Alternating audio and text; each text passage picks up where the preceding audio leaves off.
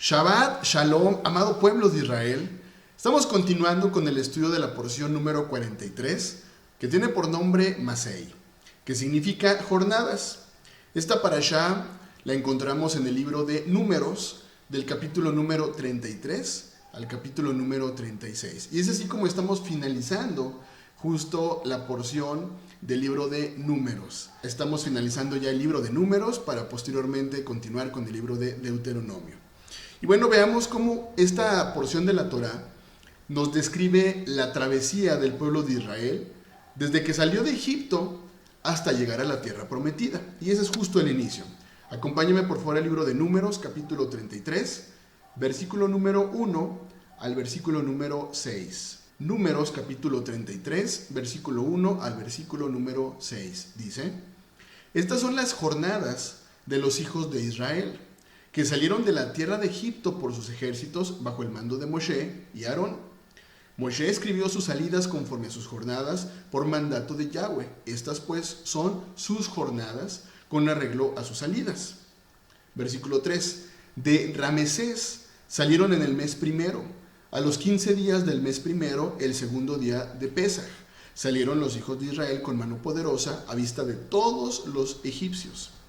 4. Mientras enterraban los egipcios a los que Yahweh había herido de muerte de entre ellos, a todo primogénito también había hecho Yahweh juicios contra sus dioses. Salieron pues los hijos de Israel de Ramesés y acamparon en Sucot. Salieron de Sucot y acamparon en Etam, que está al confín del desierto. Mira, es bien interesante si comenzamos a analizar ahorita de dónde fue que salió el pueblo de Israel y saber hasta dónde llegaron. Fíjate muy bien, comenzábamos con la lectura y menciona que salieron primeramente de Ramesés, que de hecho fue justo el primer lugar al cual llega el pueblo de Israel estando al frente Joseph o José. Vamos un poquito a la historia, vamos a recapitular y acompáñame por favor al libro de Génesis, capítulo número 47. Génesis capítulo 47, versículo 7 al versículo número 11. Que en este entonces continúa Joseph al frente. Recordemos que el faraón puso a Joseph al frente cuando hubo hambruna sobre la tierra. Dice: también Joseph introdujo a Jacob su padre y lo presentó delante de faraón. Y Jacob bendijo a faraón. Y dijo faraón a Jacob: ¿cuántos son los días de los años de tu vida? Y Jacob respondió a faraón: los días de los años de mi peregrinación son 130 años. Pocos y malos han sido los días de los años de mi vida, y no han llegado a los días de los años de la vida de mis padres en los días de su peregrinación. Y Jacob bendijo a faraón y salió de la presencia de faraón. Así Joseph hizo habitar a su padre y a sus hermanos y les dio posesión en la tierra de Egipto, en lo mejor de la tierra, en la tierra de Ramesés, como mandó faraón. Así que mira, interesante, justo salen de la tierra de Ramesés. Y mira, pareciera entonces que en estos versículos de Génesis, pareciera en un inicio que Ramesés era la mejor tierra, un lugar donde el pueblo de Israel lamentablemente comenzó a acostumbrarse. Ramesés, que pertenecía al territorio de Egipto, en definitiva tenía dioses, tenía deidades, tenía costumbres que obviamente eran de acuerdo a la cultura del pueblo egipcio. Veamos la siguiente analogía. Hoy día Ramesés, que por cierto significa hijo del sol, ¿estará representando el lugar geográfico donde tú vives? Repito, Ramesés parecía una gran tierra. Sin embargo, era un lugar donde adoraban al dios Sol, de la misma manera que lo continúan haciendo hoy las naciones. Hoy, ¿por qué celebran el domingo como día de reposo? Bueno, justo por un edicto, el emperador Constantino, que promulgó el 7 de marzo del año 321, declarando que el domingo tenía que ser día de descanso. Así que seguramente ya te imaginarás quién era la deidad del emperador Constantino. Exacto, el Sol Invictus. ¿Te das cuenta del movimiento del día? El trasfondo del domingo es el dios Sol. ¿No es justo lo que está pasando con nosotros como pueblo de Israel asimilado a las naciones? Salimos de Ramesés, dejando de guardar el domingo, que es el día del sol, como día de reposo para poder llegar a Sucot. ¿Te das cuenta de este primer paso que tiene que hacer el pueblo de Israel? Salir del Hijo del Sol, domingo, que por cierto, al pueblo de Israel le costó mucho dejar. Estaban tan acostumbrados a Ramesés que en cualquier oportunidad buscaban regresar nuevamente. ¿No es lo mismo que está pasando hoy día? A las personas les cuesta tanto trabajo dejar el domingo que en cualquier situación buscan nuevamente regresar al día domingo. La pregunta aquí interesante es, ¿tú ya saliste de Ramesés? ¿Dejaste las costumbres de las naciones para continuar tu travesía a la tierra prometida?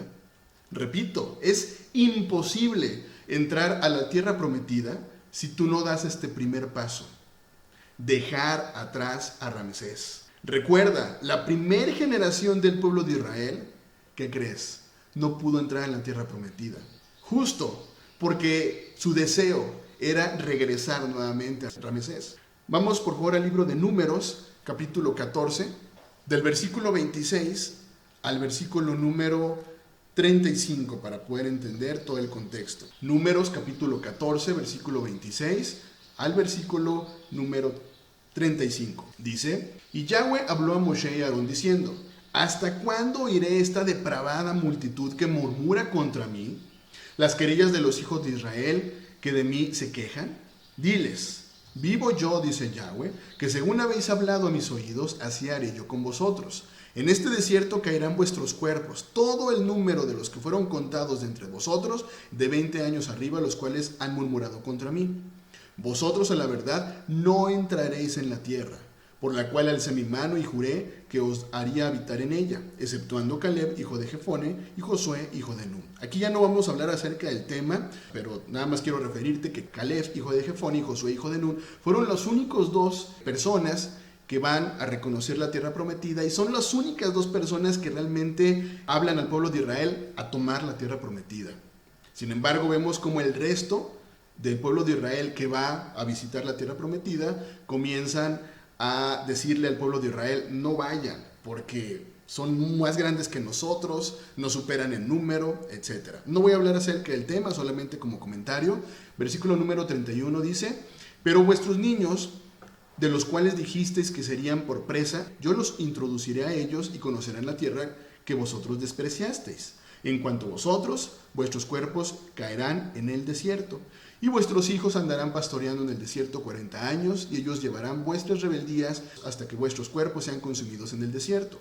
Conforme al número de los días, de los 40 días en que conocisteis la tierra, llevaréis vuestras iniquidades 40 años, un año por cada día, y conoceréis mi castigo.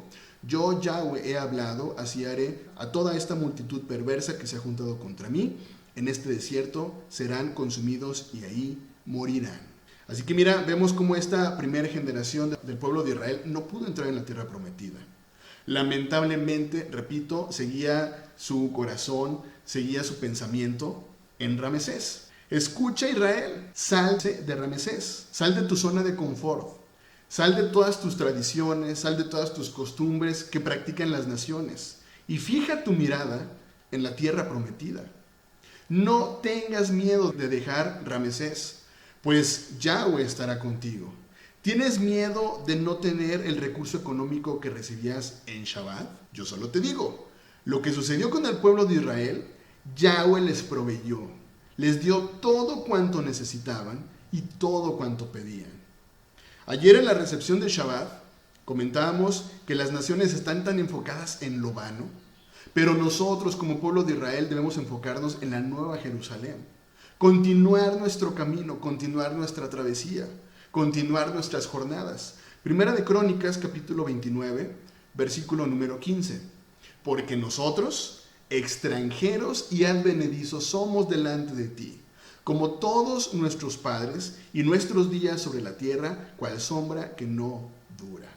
Salmos, capítulo 39, versículo número 12. Salmos, capítulo 39, versículo número 12. Oye mi oración, oh Yahweh, y escucha mi clamor. No calles ante mis lágrimas, porque forastero soy para ti y advenedizo como todos mis padres. ¿Te das cuenta? El pueblo de Israel no puede acostumbrarse a un Ramesés. No puede acostumbrarse al lugar en donde tú naciste, donde tú te criaste, con las costumbres y tradiciones de ese lugar. Continuamos. Capítulo número 33 del libro de Números, versículo número 7 y versículo número 8.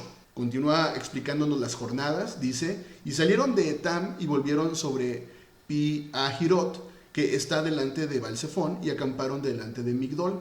Y salieron de Pi-Hahirot y pasaron por en medio del mar al desierto, y anduvieron 3 días de camino por el desierto de Etam, y acamparon en Mara.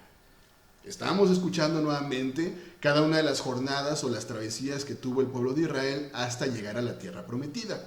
Ahora, algo interesante es el llegar a Mara. ¿Recuerdas qué fue lo que sucedió justo en Mara? Vamos por favor a Éxodo, vamos a regresar un poquito atrás. Éxodo capítulo 15, versículo número 25. Y veamos qué fue lo que sucedió en Mara.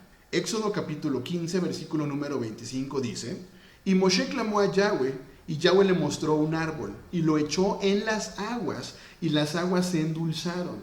Allí les dio estatutos y ordenanzas, y allí los probó. Interesante. Yahweh le dio a beber agua al pueblo de Israel. Fíjate, interesante cada uno de los elementos que se mencionan en este capítulo de Éxodo, capítulo 15, versículo 25.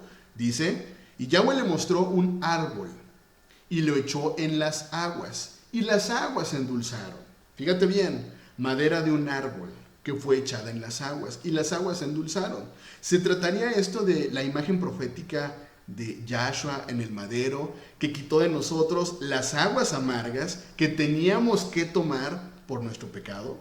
Éxodo capítulo 15, versículo número 26.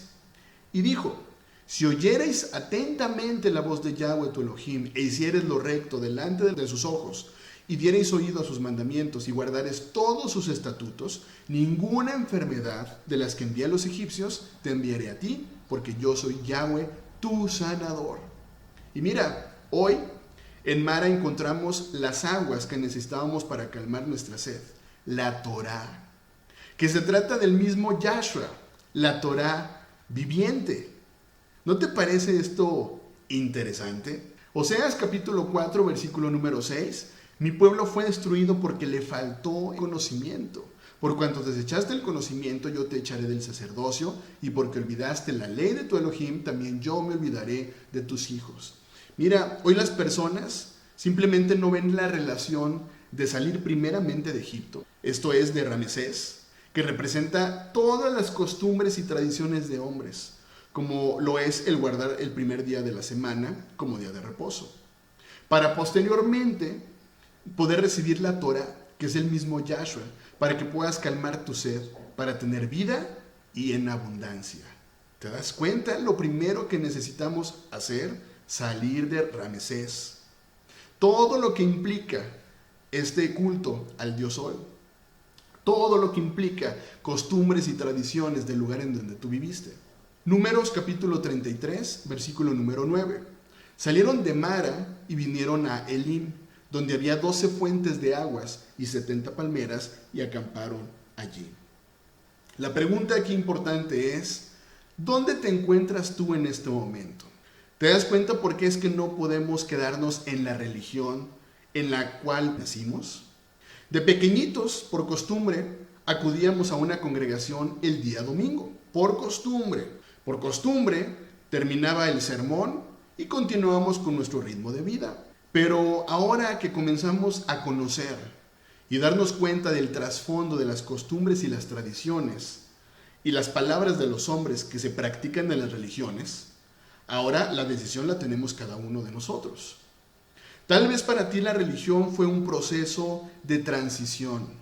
Sin embargo, como el pueblo de Israel, debes continuar la travesía hasta llegar a la tierra prometida. Vuelvo a preguntarte, ¿ya saliste de Ramesés? ¿O continúas la travesía teniendo la Torá como tu ayo? Salmos capítulo número 1, versículo número 1. Bienaventurado el varón que no anduvo en consejo de malos, ni estuvo en camino de pecadores, ni en silla de escarnecedores se ha sentado, sino que en la ley de Yahweh está su delicia, y en su ley medita de día y de noche. Será como árbol plantado junto a corrientes de aguas, que da su fruto en su tiempo y su hoja no cae, y todo lo que hace prosperará. ¿Será en coincidencia entonces los lugares por los cuales transitó el pueblo de Israel para llegar a la tierra prometida? ¿O se tratarán de lugares que tienen un sentido profético para esta travesía hoy día para el pueblo de Israel. Recuerda, debemos continuar nuestra travesía sin mirar atrás. Lucas capítulo 9, versículo número 62. Y Yahshua le dijo: ninguno que poniendo su mano en el arado mira hacia atrás es apto para el reino de Elohim. Hoy, ¿estás mirando realmente hacia la Nueva Jerusalén? ¿O será que hoy vas por la travesía tratando de salir de Ramesés, pero mirando un poco atrás? ¿Quieres volver a tu Egipto porque lo extrañas? ¿Extrañas la comida? ¿Extrañas las costumbres? ¿Extrañas las tradiciones de las naciones? Muchas personas hoy dicen: ay, es que son tan bonitas esas tradiciones y costumbres, es que eso es lo que nos da identidad como nación. Día de Muertos, Navidad, etcétera. Fíjate bien lo que le pasó a la esposa de Lot, justo por haber mirado atrás, por haber añorado su pasado. Génesis capítulo 19, versículo número 26. Entonces la mujer de Lot miró atrás, a espaldas de él, y se volvió estatua de sal. Amado pueblo de Israel, si estás asimilado a las naciones, ten mucho cuidado, pues puede suceder que el día que trates de salir, añores tanto a las naciones que tu camino no puedas continuar, justo como lo que pasó a la mujer de Lot. Continuamos. Números capítulo 33, versículo 38 y versículo número 39. Y subió el sacerdote Aarón al monte de Hor, conforme al dicho de Yahweh, y allí murió a los 40 años de la salida de los hijos de Israel de la tierra de Egipto, en el mes quinto, en el primer mes. Era Aarón de edad de 123 años cuando murió en el monte de Hor. Ahora, recordemos que duró el pueblo de Israel 40 años en el desierto, justo por la falta de emuná para poder entrar en la tierra prometida. Lo hemos comentado. El pueblo de Israel creía, pero no confiaba y tampoco obedecía. Eso le costó mucho trabajo. Hoy día las religiones dicen: basta solamente con creer. A ver, hoy tú le preguntas a una persona que acaba de delinquir: ¿crees en Dios? Y seguramente te va a decir: sí, claro, por supuesto que creo. ¿Sabes cuál es el problema? Que no confía y tampoco obedece. ¿Te das cuenta? Necesitamos obedecer. Números capítulo 33, versículos 50 al 54.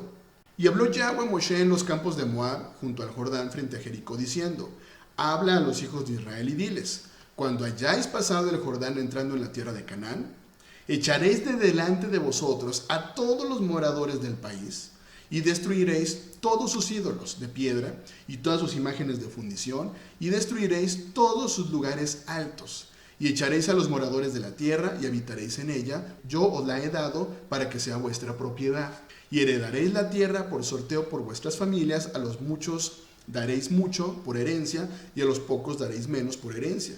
Donde le cayere la suerte, allí la tendrá cada uno. Por la tribu de vuestros padres heredaréis. Ojo en el siguiente versículo, 55 y 56. Dice: y si no echareis a los moradores del país de delante de vosotros, sucederá que los que dejareis de ellos serán por aguijones en vuestros ojos y por espinas en vuestros costados, y os afligirán sobre la tierra en que vosotros habitaréis. Además, haré a vosotros como yo pensé hacerles a ellos. Así que mira, hoy tú tienes la gran oportunidad de romper y cortar con todo tipo de idolatría, con todo tipo de pecado de las naciones. Apocalipsis capítulo 18, versículo 4. Y oí otra voz del cielo que decía: salid de ella, pueblo mío, para que no seáis partícipes de sus pecados, ni recibáis parte de sus plagas. ¿Te das cuenta? El pueblo de Israel simplemente no puede mezclarse con las naciones, con sus costumbres y con sus tradiciones. Continuamos, Números capítulo 34, versículo 1 al versículo número 5. Y Yahweh habló a Moshe diciendo: manda a los hijos de Israel y diles: cuando hayáis entrado en la tierra de Canaán, esto es la tierra que os ha de caer en herencia, la tierra de Canaán según sus límites, tendréis el lado del sur desde el desierto de Sin hasta las fronteras de Edom, y será el límite de sur al extremo del mar Salado hacia el oriente. Este límite os irá rodeando desde el sur hasta la subida de Acrabim, y pasará hasta Sin, y se extenderá del sur hasta Cades Barnea, y continuará a Ashar Adar, y pasará hasta Asmón. Rodeará este límite desde Asmón hasta el torrente de Egipto y sus remates serán al occidente. Veamos cuál era la instrucción clara para el pueblo de Israel. Entrar en la tierra prometida, quitar toda adoración o idolatría, no permitirla, pero veamos si realmente el pueblo, una vez que ingresa a la tierra prometida, fue obediente a las palabras de Elohim. Vamos por favor al libro de Jeremías capítulo 2, versículo número 7. Jeremías capítulo 2, versículo número 7 dice: y os introduje en tierra de abundancia, para que comieseis su fruto y su bien. Pero entrasteis, ¿y qué dice ahí? Contaminasteis mi tierra, e hiciste abominable mi heredad. Vamos un poquito más adelante, al mismo libro de Jeremías capítulo 16, versículo número 18.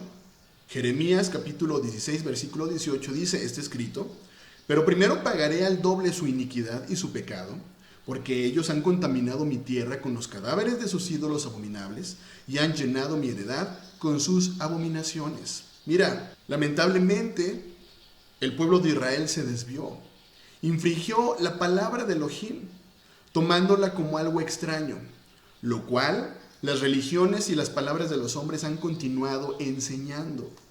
Ezequiel capítulo 36, versículo número 5.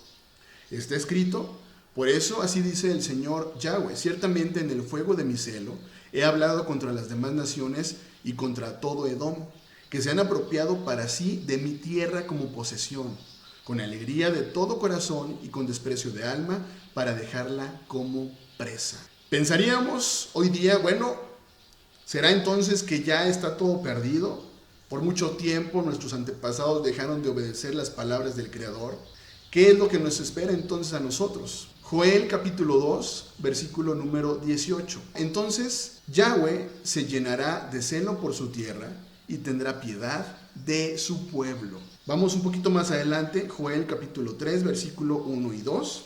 Porque he aquí que en aquellos días y en aquel tiempo, cuando yo restaure el bienestar de Judá y Jerusalén, reuniré a todas las naciones y las haré bajar del valle de Josafat, y allí entraré en juicio con ellas a favor de mi pueblo y mi heredad, Israel, a quien ellas despreciaron entre las naciones y repartieron mi tierra.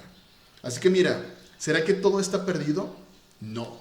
Elohim ha tenido gran misericordia de su pueblo. Elohim restaurará nuevamente a su pueblo de entre las naciones, lo cual ya comenzó.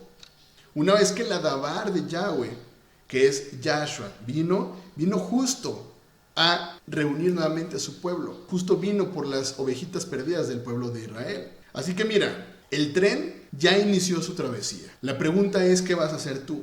Imagina que el día de mañana llega a tu puerta un tren que va rumbo a la tierra prometida.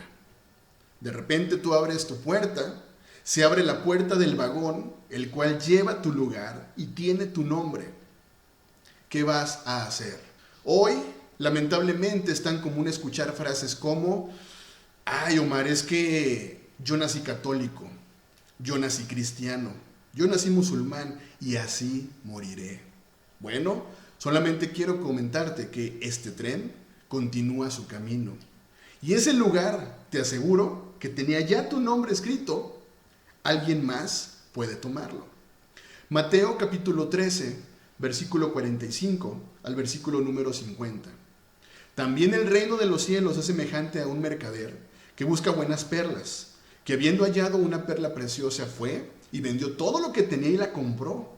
Asimismo el reino de los cielos es semejante a una red, que echada en el mar recoge de toda clase de peces, y una vez llena, la sacan a la orilla y sentados recogen lo bueno en cestas y lo malo echan fuera. Así será el fin del siglo. Saldrán los ángeles y apartarán a los malos de entre los justos y los echarán en el horno de fuego, y allí será el lloro y el crujir de dientes. Amado pueblo de Israel, necesitamos continuar nuestra travesía. No podemos estancarnos, no podemos quedarnos en nuestra zona de confort, que muchas veces está representada en una religión. Continuamos, Números capítulo 35, versículo 1 al versículo número 3. Habló Yahweh a Moshe en los campos de Moab, junto al Jordán, frente a Jericó, diciendo: manda a los hijos de Israel que de la herencia de su posesión den a los levitas ciudades en que puedan habitar, También daréis a los levitas tierras de pasto alrededor de las ciudades, y tendrán ellos las ciudades para habitar, y los pastizales de ellas serán para sus animales, para sus ganados y para todas sus bestias. Ahora, es importante recordar que los levitas tenían una posesión de la tierra prometida especial, pues justo ellos eran los encargados, eran los responsables del servicio en el tabernáculo.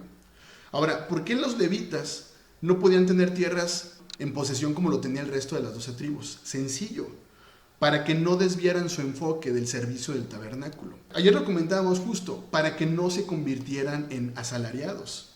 Pues lamentablemente el asalariado no busca el cuidado del rebaño, sino de su propio bolsillo. Los levitas debían vivir entonces en completa santidad. Y bueno, ya para ir finalizando, vemos justo en el mismo capítulo 35 cómo nos explica acerca de las ciudades de refugio. Interesante, ciudades de refugio para el homicida. Un homicida sin dolo. Vamos a Números capítulo 35, versículo 6. Y luego vamos a brincar inmediatamente versículo 11 y 12. Dice, y de las ciudades que daréis a los levitas, 6 ciudades serán de refugio, las cuales daréis para que el homicida se refugie allí, y además de estas daréis 42 ciudades. Es interesante saber dónde se encontraban estas ciudades de refugio. Estas ciudades de refugio, repito, eran ciudades que se encontraban entre los levitas. Ahora vamos por favor al versículo 11 y versículo 12. Vamos a leer varios versículos. Dice, os señalaréis ciudades, ciudades de refugio tendréis, donde huya el homicida que hiriere a alguno de muerte sin intención. Y os serán aquellas ciudades para refugiarse del vengador. Y no morirá el homicida hasta que entre en juicio delante de la congregación. De las ciudades pues que daréis, tendréis 6 ciudades de refugio. 3 ciudades daréis a este lado del Jordán, y 3 ciudades daréis en la tierra de Canaán, las cuales serán ciudades de refugio. Estas 6 ciudades serán de refugio para los hijos de Israel y para el extranjero y el que more entre ellos, para que huya allá cualquiera que hiriere de muerte a otro sin intención. Repito, es interesante darnos cuenta que las ciudades de refugio debían estar entre los levitas. Ahora, recordemos que justo los levitas eran los encargados no solo de las cosas sagradas, sino de la instrucción de la Torá. Por lo tanto, un homicida sin culpa podía ser instruido de nuevo y reinsertado nuevamente en la congregación. Y mira, es fácil imaginar cuando se trataba de un homicidio que fuera sin intención. Puede ser el caso en donde 2 hombres trabajando juntos, tal vez cortando árboles, cuando un hombre agitaba su hacha, el filo probablemente del hacha se desprendía, golpeando al otro hombre en la cabeza e instantáneamente matándolo. El hombre sobreviviente tenía una muy buena razón para creer que el vengador de sangre de la familia del hombre muerto lo podía seguir y lo podía matar, creyendo que la muerte fue un asesinato. Por lo tanto, el hombre que había asesinado a alguien sin intención podía huir a una ciudad de refugio, una ciudad levita designada donde él podía quedarse a salvo del vengador de sangre, hasta que el problema fuera resuelto y él pudiera dejar la ciudad de refugio sin peligro. ¿Te das cuenta de la importancia de estos lugares en donde, repito, en cierta forma las personas seguían recibiendo instrucción? Ahí estaban los levitas. No era un lugar al cual ellos se alejaran y se olvidaran de la Torá. Veamos ahora qué es lo que sucedía con los homicidios culposos. Versículo número 16. Si con instrumento de hierro lo hiriere y muriere, homicida es, el homicida morirá. Y si con piedra en la mano que pueda dar muerte lo hiriere y muriere, homicida es, el homicida morirá. Y si con instrumento de palo en la mano que pueda dar muerte lo hiriere y muriere, homicida es, el homicida morirá. El vengador de la sangre, él dará muerte al homicida, cuando lo encontrare él lo matará. Y si por odio lo empujó o echó sobre él alguna cosa por acechanza y muere, o por enemistad lo hirió con su mano y murió, el heridor morirá, es homicida. El vengador de la sangre matará al homicida cuando lo encontrare. Mira, con esto nos estamos dando cuenta que la pena de muerte realmente existía. Se trataba de castigos ejemplares, justo para que la gente dejara de delinquir. A ver, ¿será que todo esto que estamos escuchando se trate de leyes o se trate de mandamientos injustos por parte de Elohim? Para nada. Nehemías capítulo 9, versículo número 13. Nehemías capítulo 9, versículo número 13 dice: y sobre el monte de Sinaí descendiste y hablaste con ellos desde el cielo y les diste juicios rectos, leyes verdaderas y estatutos y mandamientos buenos. Vamos al libro de Salmos, capítulo 119, versículo 137. Salmos, capítulo 119, versículo 137 dice: justo eres tú, oh Yahweh, y rectos son tus juicios. Mira, hoy lamentablemente es distinto debido a la injusticia de los hombres. Hoy los jueces ni siquiera cumplen con los requisitos de quien debía encargarse para impartir justicia. Hoy hay tanto nepotismo, hoy hay tanta corrupción. Sin embargo, en aquel entonces, la severidad que estamos leyendo acerca de los castigos era justo para prevenir. Hoy te aseguro que si este tipo de delitos se castigaran de acuerdo a la voluntad de Yahweh, seguramente habría menos número de homicidios. Ahora, no vayamos tan lejos. Vemos cómo particularmente en Estados Unidos hay penas de muerte. Y vemos cómo las personas lo piensan 2 veces. Sin embargo, vemos países en donde no hay penas tan severas y las personas dicen: bueno, entro un ratito a la cárcel sin ningún problema y salgo y vuelvo a delinquir. No hay realmente un arrepentimiento en sus vidas. Y lo peor es que ni siquiera hay palabras de Yahweh en sus vidas. Fíjate qué interesante. Vemos cómo en aquel entonces estas ciudades de refugio estaban bajo el cuidado de los levitas, quienes impartían la Torá, quienes hablaban de instrucción. Hoy, por otro lado, vemos cómo estos centros muchas veces de refugio, que pudiéramos hoy día verlo en una cárcel, hoy no están realmente resguardadas por levitas o por personas que hablen de Torá. Hoy están bajo el resguardo del Estado, que lamentablemente la Torá la tienen olvidada. Continuamos viendo ahora qué sucedía si se trataba de alguien que no tuvo la culpa porque fue un accidente, el homicidio de otra persona. Versículo número 22.